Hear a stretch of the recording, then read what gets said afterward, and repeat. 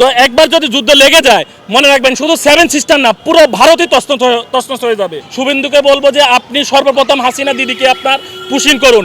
এইভাবে আমরা শূন্য রেখা হাসিনাকে ফেলে রাখবো না, আমরা আদর আপ্যায়ন করে নাজিমউদ্দিন রোডে হাসিনাকে নিয়ে আসবো।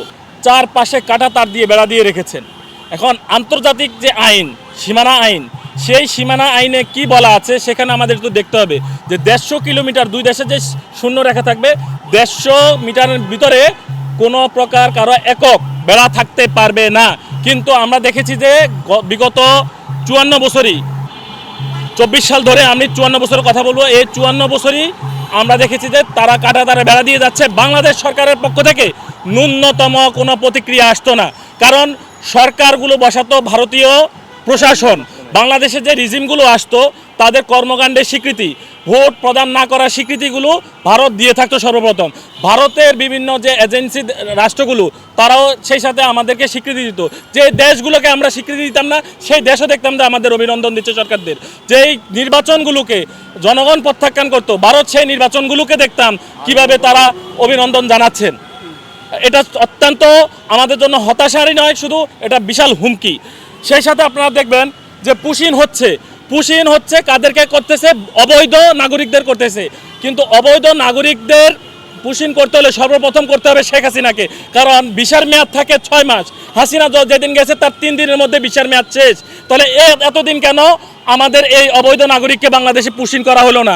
আমরা আজকে শুভেন্দুকে বলবো, আজকে এই সংবাদ সম্মেলন থেকে শুভেন্দুকে বলবো যে আপনি সর্বপ্রথম হাসিনা দিদিকে আপনার পুশিন করুন।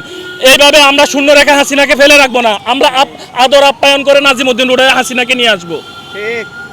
সেই সাথে আমরা বলবো যে অনেকে বলে থাকে যে ভারত, আমাদের রাজনৈতিক যে নেতারা তারা বলে থাকেন ভারত আমাদের উপর হামলা করবে, যুদ্ধ লাগলে আমাদের কি হবে।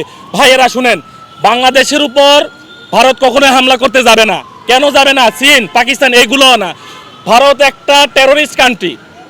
আমরা মনে করি শুধু ভারত মুসলমানদের উপর নির্যাতন করে, তা না। ভারত একটা বর্ণবাদী কান্ট্রি, বর্ণবাদী দেশ। এই বর্ণবাদী দেশে তারা নিম্নবর্ণের হিন্দুদের উপর, যারা উচ্চবর্ণের, যারা উঁচু বংশের উঁচু গোত্রের হিন্দু, তারা প্রতিদিনই তারা খুন খারাপি করে যাচ্ছেন, বিভিন্ন ইস্যুতে তারা নির্যাতন করে যাচ্ছেন।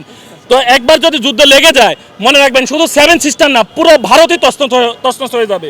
নয়তো ভারত যদি টিকেই থাকতো তাদের জনগণের উপরে নির্ভর করে অনেক আগে তারা বাংলাদেশ দখল করে নিত। তারা জানে তাদের সরকারগুলোকে কখনোই শুধুমাত্র ভারতের মুসলমান জনগোষ্ঠী নয়, হিন্দু জনগোষ্ঠীও সাপোর্ট দিচ্ছে না।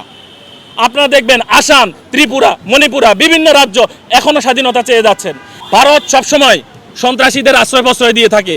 এখন আমরা যদি ভারতের কোনো সন্ত্রাসীকে আজকে আশ্রয় প্রশ্রয় দিতাম তাহলে আমাদের উপর কী চাপটা আসতো, আমাদের রাজনৈতিক নেতারা কী চাপটা অনুভব করতো, আমাদের প্রশাসনিক কর্মকর্তারা কী চাপটা অনুভব করতো। কিন্তু 1700 ছাত্র জনতার খুনি ভারতে আজকে পালিয়ে গিয়ে চোরের মতো বসে আছে। পালাতে আমরা বাধ্য করেছি, সে চোর ওখানে বসে আছে, আর ভারতের মোদী সরকার তাকে, শুভেন্দু সরকার তাকে সেখানে আদর আপ্যায়ন করতেছে।